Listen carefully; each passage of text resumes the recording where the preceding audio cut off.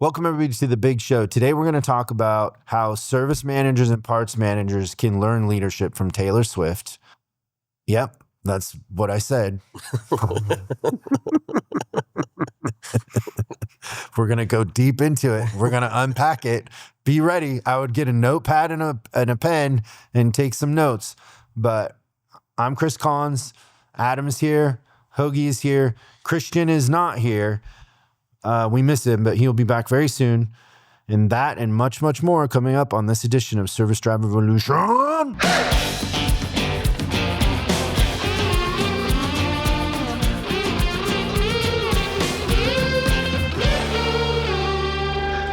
Anybody have a New Year's resolution? Not to watch as much football. Why would you? Your quarterback's out.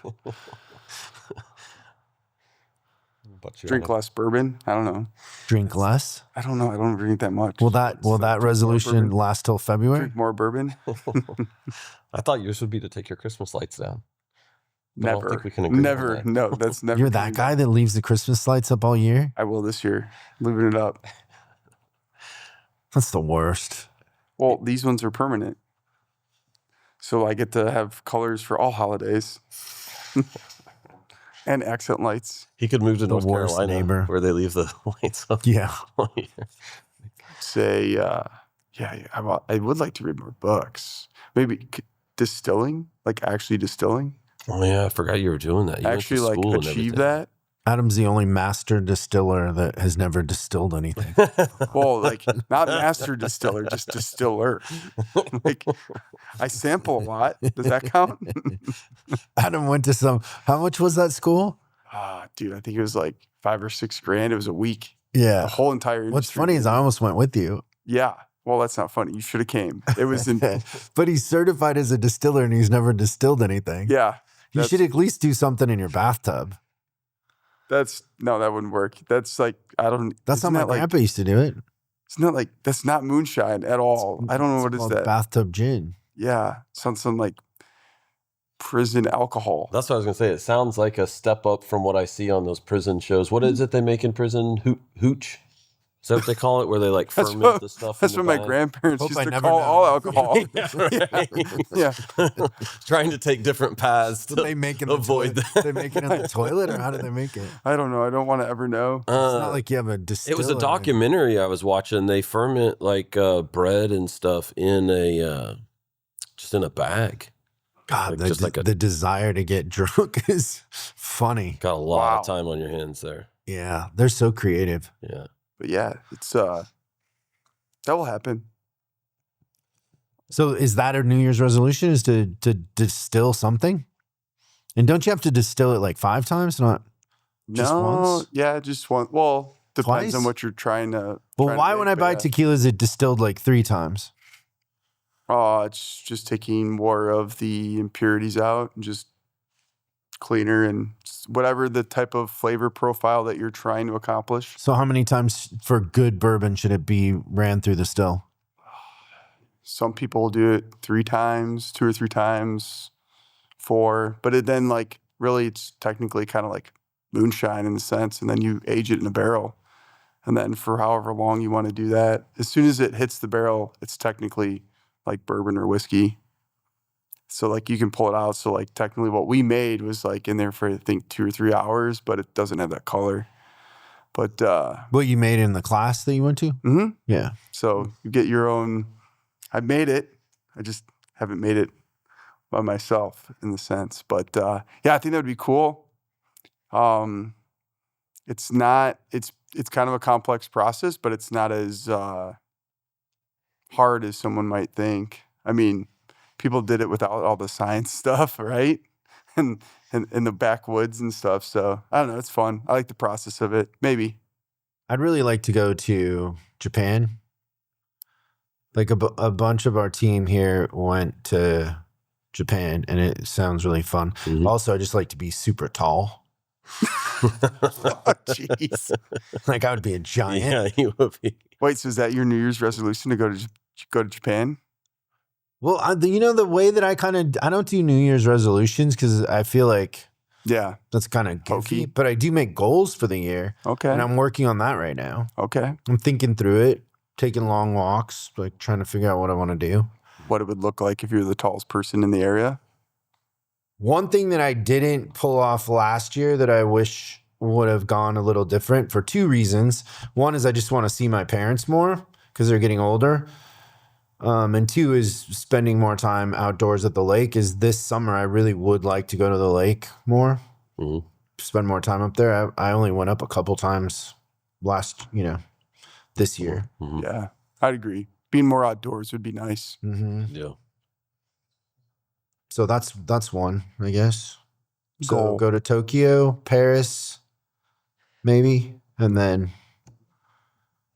more outdoors, lake, Washington. I was telling Adam, we were just talking about our kids and stuff in Disney, because he went and met a buddy over by Disney for dinner last night. And it's getting to be a trend now because Disney's so expensive here in the States and it's cheaper in Japan, that it's cheaper to take a family vacation to Disney in Tokyo than it is to here. And it like doubles as a vacation because people are going over there, just like you said, and they're loving it. So like it's a trend now to not go to Orlando. And, but I thought that was interesting. Let's go through the reasons why it would be better in Tokyo, because Josh has pictures of they went to Disneyland there. Oh, okay. First of all, the crime. There's no crime over there. Yeah. There's tons of crime here. I don't know what it's like in the Disneyland in Florida, but here there's tons of crime. And then a hotel around here would be crazy. The food around Disneyland would be crazy. And that's the other thing. I don't know who I was talking about this with, but when you go to Disneyland, the food is expensive and it's terrible. Yeah. There's no good food. We were talking about that. Yeah. There's no good food there. Yeah. It's terrible. I bet you the food in Tokyo is great. Yeah, and those are franchises. They're not even owned by Disneyland. They're really? I franchises, didn't know that. Oh. So it definitely could be better. Yeah. Yeah, the would make a lot of one in sense. Paris is a franchise, the one in Tokyo, and then there's one in China. They're all franchises. Yeah. Yeah, and they just say it's like anymore, if you go to Disney World, you need to hire the travel agent to do the thing, to tell you where to go, because it's a nightmare to figure out. Oh, and you just wait in line anyways. Yeah, and those things are like curated experiences. Like you just buy the thing and you go there. Oh, and it's for like, sure. They say the experience is way better and way less stressful and like, anyway, thought that was Yeah, I super think interesting. funny. It just reminds me of when we went to see Morgan Wallen here at SoFi. I was waiting in line for a drink for an hour or whatever because disaster there. New stadium and they can't figure out how to get you a drink. But the people in front of me were like from I think they were from Oklahoma or something. And same thing. They're like, oh, the tickets for Morgan there were like crazy. And so, and you know, I've LA done that is not a before, for country. sure. Yeah. So they're like, it was cheaper for us to buy the tickets, come here, stay for a week than it was to buy the tickets there. I've done that before for concerts, for sure. I'll drive the 2-3 hours or 4 hours just to get like half rate of the tickets, and you can actually get up in the front. Yeah, better tickets for less. Yeah. It's interesting. It's Yeah. funny. Yeah. Resolution, I didn't know that on the Disney Goal. side. more concerts. Yeah, we're working on goals. Been working on a lot of goals with clients and for ourselves. And Good. so, yeah, I don't know. I guess like personal goals, kind of like Chris was saying. Like I want to get out in the shop more. Like it's funny how when you do things like that, it kind of for me it gets me. I don't know if out of my comfort zone is the right thing, but it's a change. It's a shift, right? And you get like busy and you get stuff piled up. And so you just work. And when you get outside and do something like that, like, I don't even have any real projects going on or anything, but I have a little shop at my house. And, but when I get out there and I'm just taking on random projects, like it opens up different places in my mind. Creativity, I everything. have a whole nother, like I really want to be more intentional about scheduling that time and and just saying no to some other things. That's a hard part about resolutions or goals or anything is when you achieve them, it's because you're saying no to something else. Yeah, for sure. So that's what I've been sifting through. So I don't know if that's a resolution. Kind of like Chris, I don't know that I've ever done that. Yeah. Well, this is the time of year I Join think the about gym it. or anything. But Yeah. Yeah, and I come up with a plan. I usually, formalize it. Missy and I do together, and then I like that. Writing it down and putting it on paper. in both of us, like That's good. we actually share a note. You know how you can share notes in your iPhone, so Okay. and then we'll sit down and kind of sometimes. Historically, we've gone somewhere the first part of January and talked through it and, spent time I like just kind of thinking about that. great. On a side note, if we're done with the resolution thing, that Taylor Swift Documentary? docu-series on Disney Plus. So the time of us recording this, there's only 2 up of the 6. That is... And you guys can take this for what it is. That is a great example of leadership. Her leadership, if you just watch that thing from a context of a leader, she is telling a story, an aspirational story to the people that work for her. It from the very top of the series. Like that's how it opens. She's like got them in a circle and she's telling them,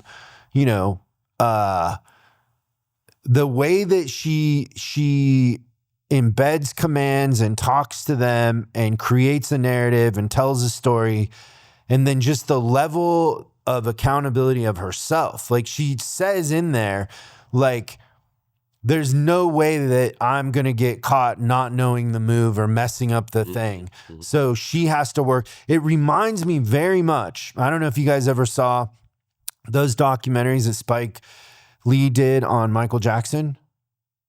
Oh, I think I've seen a couple. So the one that he did on Bad, there's just a part in there about Michael, just his work ethic, like him, doing the video for Bad with Scorsese and staying up all night and practicing and then filming the dance the next day over and over and over again. And just working tirelessly. And if you ever look at Michael Jackson's manifesto he wrote for himself, he basically just says he's going to work harder than anybody else. He's going to study the greats and he's going to take it to places it's never been. And then one of his bodyguards in one of those documentaries says every hotel room or house he rented, he would write on the mirror, 10 million records or 100 million, I don't know, whatever the number was that was bigger than Thriller. He was always, trying to beat his last thing. Taylor Swift very much reminds me of that. And if you go into that docuseries thinking of the context of leadership and creating your own destiny, writing your own story, she's an example of somebody who tremendously is overachieving for her, God-given talents. Like she's working harder than anybody else. She's visualizing it. She's holding herself accountable to a degree most people could never do. She's if you look at like Michael Jordan and Kobe Bryant and Tiger Woods, Wayne Gretzky, like some of these greats, you can talk about the differences between them and other people, but when it all comes down to it, the truth of the matter is, in every one of those comparisons to other people, is Michael Jordan, Kobe Bryant, they out-practiced and outworked everybody else. There's stories about Jerry Rice, like running and sprinting when everybody else has gone home. The work ethic. The work ethic in the practice, like just practice. And so like in there, they're talking about in that docuseries how Taylor worked on that tour. And what was the tour called? Eras. Eras? The Eras tour. The Eras tour. Yeah. She worked on that for 2 years. rehearsing, and they show the footage of her rehearsing and practicing before she even announced or made it a reality. She wanted to see if she could pull it out. So for 2 years, she's practicing and working on this thing. She's paying all of these people to show up. She's renting out these huge facilities because you can't practice something like that in a warehouse. Yeah. Like you're in a state, a huge place that can resemble a stadium because the lighting, just all of the things that have to work for something like that. And I really kicked myself for not going. I wish I would have gone. I'd heard from many people that it was beyond a show, expect. Yeah. like just a music show. And I'm not a huge Taylor Swift fan when it comes to her music. It's not, her music is definitely designed for young females coming of age in a sense. I don't know if that's how it is now, but it was for a long time. Many of those eras of her career are designed for a younger girl. For sure. The other part of it is just the church that is created by all of these girls getting together for these shows. And I don't understand the friendship bracelet and all that, but it's a thing and it builds community. And when you're watching it, like that thing that she does, and she literally is convinced that she's making a difference in the world. And so are the people that work for her, that she's taking a world that is divided and contentious and, flawed. And for 2 or 3 hours, people are escaping into something that they wouldn't have otherwise, that they come out of it changed. They come out of it more optimistic and more hopeful. And so her vision of what she is doing and how she is able to get people to work so hard. And then also just the way that she shares her success with them. Like there's this part in the second episode where I think she gives everybody $1 million bonus. And so she's sharing the success with everybody in a way that, just makes people believe in something bigger and believe in humanity, where in most situations, the person at the top is trying to make as much as they possibly can and get everybody else to work as hard as they can for the least amount possible. She's completely turning that on its side, which is, I think, where business is going in a lot of ways. Like there's no way that you're going to get people to buy into a bigger thing and not have them have some sort of participation in the upside. And I'm not saying that in a socialist way. I'm saying it in a capitalist way, but in a, some sort of commission or rev sharing or something. But that aside, like if you watch that thing and pay attention to all of that, it is an incredible study in leadership. Like incredible. She is a unique person. And my favorite thing I've ever seen her do, and I think you and I talked about it, is at that last Super Bowl, the time before last, I guess, not the one where you guys got blown out by the Eagles. By the way, Missy goes, should we have a Super Bowl party this year? And I'm like, I don't know. Like that was such a bummer last year. Like by the second quarter, everybody was like, yeah, like that was not fun. No, it was a blowout. But the one before that, who did you guys play? Who did you beat? It's the 49ers again, right? Was it? Yeah. No. We should ask the Chiefs fan. But my anyways, my team wasn't there. There was some story that she had a show in Tokyo and she had to fly from that show in Tokyo to see her fiance Jason play in the game. And she lands, and then he's mic'd, and she doesn't know she's on a hot mic, and they see each other on the field after they win, and he says something about, are you jet lagged? And she goes, jet lag is a state of mind. Like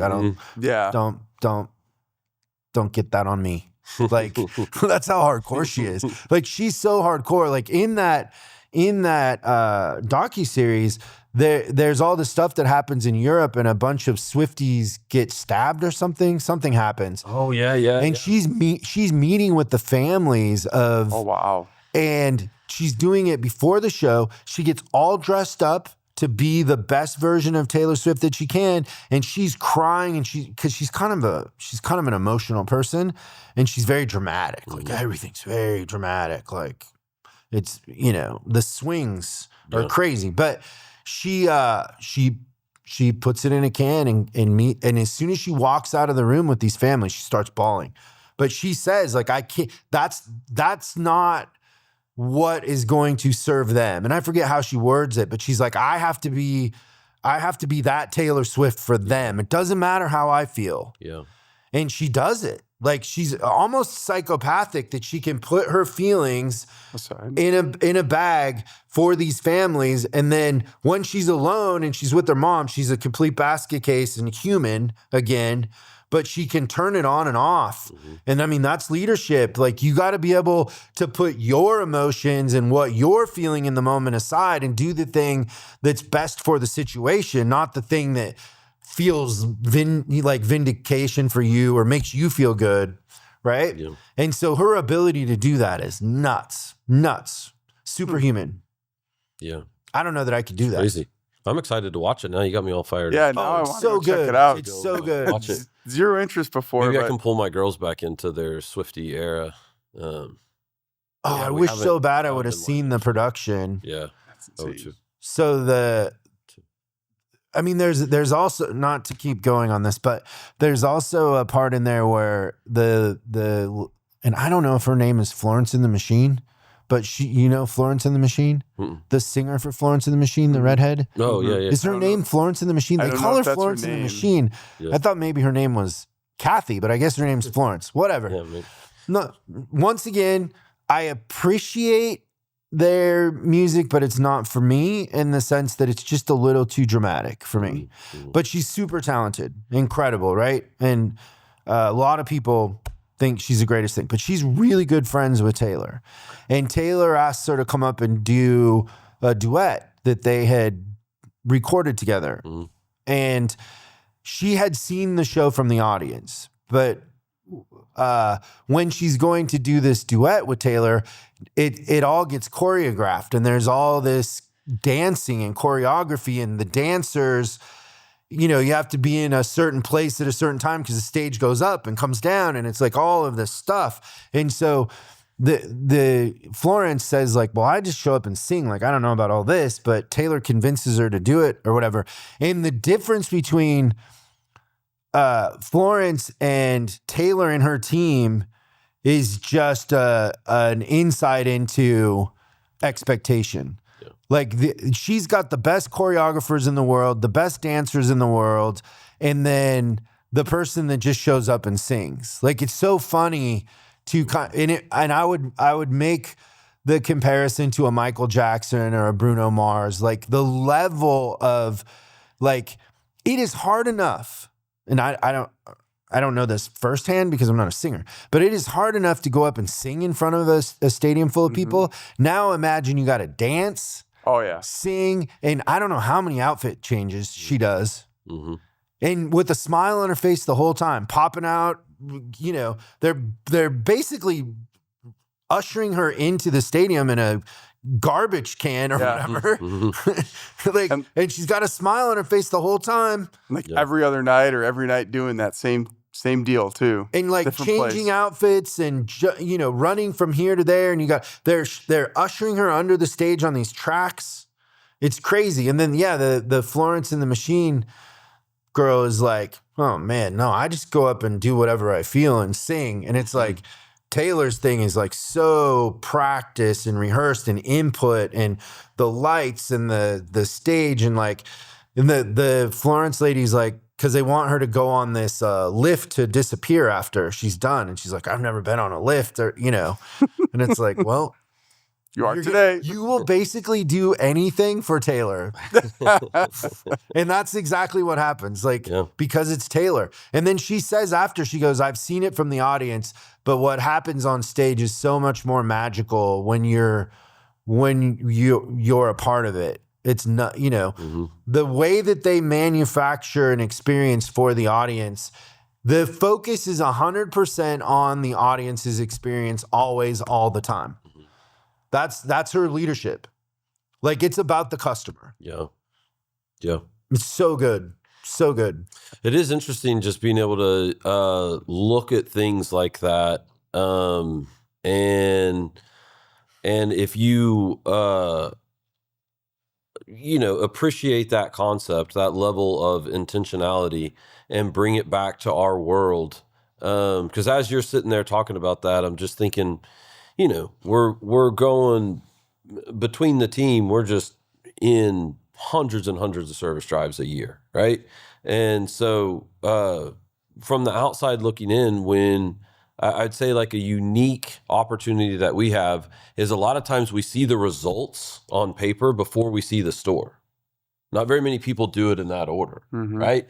And if I look at 25 CPROs and I see financials before I go to the store, you can judge a book by its cover, and you're wrong sometimes, but you're also right a lot too. And when the results are really good and consistent, when you get there, it's just a different level of expectation and a different level of intentionality.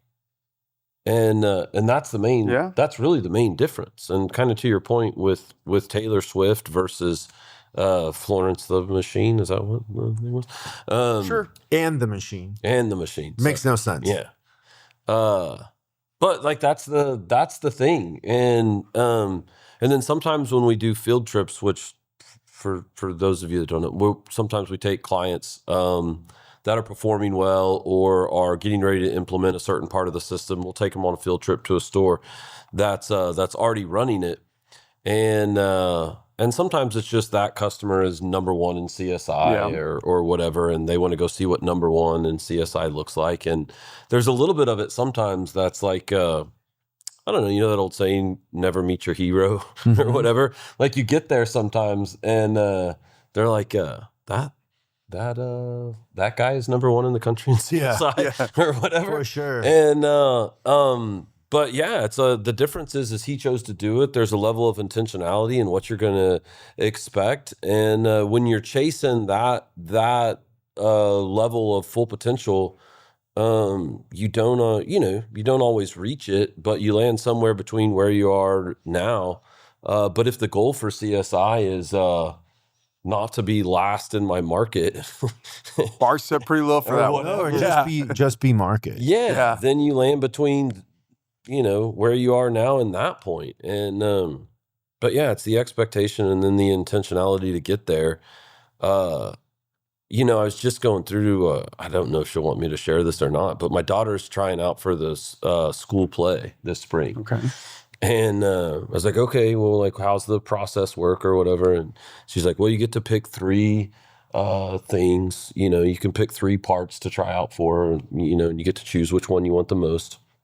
And the lead role, she's an underclassman, so the lead role isn't on her list. And I'm probably skewed, you always think your kids are, but I think your kids are better than anyone I'm pretty confident her talent level is the genetics that you handed down. Oh, for sure. Make her superior in the every genetics situation. that my wife has handed down. I can't carry a tune in a bucket. My wife is a closet phenomenal vocalist. And she, she did really well with that stuff, but just never really pursued it on any real level. But so yeah, I mean, you could say that because it's probably accurate. Crushed all her dreams when you got her pregnant and married her. We're sorry. I for sure can't talk about that. No, but she didn't have the lead role on her list.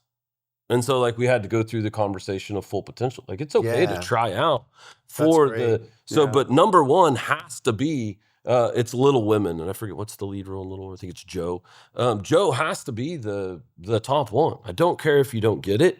And then she was afraid of getting it. She wasn't afraid of not getting it. Mm-hmm. So then we had to work through, like, she didn't want to make the other people mad that if she did get it. So it's not in her head that she can't get it. She knows that it's it's everything else obtainable. around it. She thought, oh, my senior year, I'll go out for whatever the lead is that year. And I'm like, so Okay, my impression of Taylor Swift in that scenario is she would just she would stay up for a month and memorize every line of Joe. She would show up to the audition and they would ask her to do something else. She'd go, "Oh, I sorry, I only did Joe. Can I do a little bit of that?" Would blow him away. Like she would just, she would practice, and her vision of what things can be is so much bigger and more positive than anybody else. Like the way that she can tell herself a story is amazing. Like the story she's telling herself is different than the one that most people are. And then the accountability to work harder than anybody else is unprecedented. Yeah, there's no mistake. Like when you take a client, like you were saying, they're getting beat in our comp, and they come up with all these excuses like, oh, well, the market they're in, or they're lucky, or and then they go there and they're like, oh no, they're just doing it, and I'm not. Like they're actually kind of semi-retarded. Like like it is. It's not a. It's true. There's no God-given gift. There's no upper hand. I mean, more people in a good location mess up the business than use it as an advantage. And a lot of times, the things that people perceive to be an advantage in a service department, they get wrong. Like it's way easier to recruit techs in a remote place than it is in the city. Way easier. Yeah. But they don't ever, until they see that, they don't understand of what they, Okay, so I would recommend that I would love to start a little watch group, and we should watch all of these Taylor Swifts and just talk about leadership. But my point is, Taylor Swift is an incredible leader, and she is setting an example. And I will just leave it on this: is like, do you remember reading Jocko's first book, Extreme Ownership? Yes. Like at the very beginning of that thing, my thought was when he's talking about how there was blue on blue, which means friendly fire. So our guys, had our guys trapped in a building and they're trying to blow up the building. And so we're trying to blow up our own people. And that gets you removed from your position if you're in charge in the military, because it's a life or death situation. And that story that he tells at the beginning of that just kind of gives you an insight into how lightly we take business. Like nobody dies and we still aren't taking it seriously. Yep. Like we're still just like going through the motions. We're on automatic pilot. We'll try, we'll see, or whatever it is. And then you just look at somebody like Taylor Swift, and it's like, no, I don't know how high could be high. Like I don't know where Just the keep ceiling going. is. Yeah, just keep I going. don't know where it is, but I'm there gonna is no outwork. I'm going to tell a better story. Yeah. I'm going to be smarter. I'm going to surround myself with the most talented people out there. And I'm going to focus. I'm going to, part of being a good leader is inviting people on a mission, right? Getting people to come on a mission with you. She is inviting people on a mission to make the world a better place. And through, in this scenario of this docuseries, through a 3-hour concert that, even just singing for 3 hours is nuts. Like, it doesn't appear to me like she's lip syncing like a lot of people. No. Like she's actually dancing and singing and doing all the stuff. And her reward is that community and the way that she's making people feel, which is I guess it's hard to say it's a selfless act because she made billions of dollars, or she's made a lot of money doing There's it. be some good intention there for sure, right? I think It's special. Society, it's needed. special. What she's doing is special. Especially, if you're a younger girl and you find community through that, it's you being a father of girls. I don't think, except for the blaming the boys for all the breakups, But I mean, that's another thing, just on a side note before we wrap up.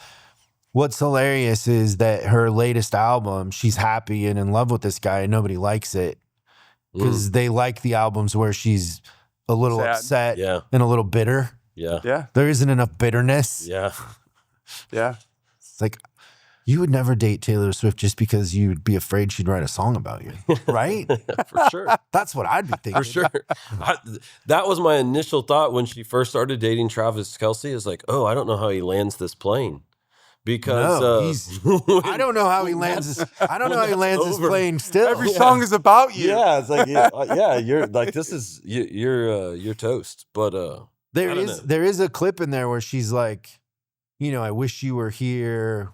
Yeah. I don't think she suggests retirement, but it's implied. mm-hmm. So yeah, he'll just be following her around here very soon. I don't feel sorry for him either. He sold a lot of jerseys. I'm guessing they're kind of pre-setting that so one of her dancers' brother is a player on the Chiefs. Yeah. And I'm guessing that's how they met. No, they met. Travis went to a concert. But I'm guessing he got to the concert through that guy. No, because he tried to get a meeting and exchange bracelets and he got declined. And so then he went on his podcast and talked about it. And then he sent the bracelet somehow and with his phone number on the bracelet. And then they ended up connecting. Oh. Well, if you're watching, let us know what the real story is. Just be careful there because I might be onto something. You haven't seen this There yet. is that connection, though. Yeah. The dancer is one of the linemen of the Chiefs. His brother is a. It feels like they're setting it up for something.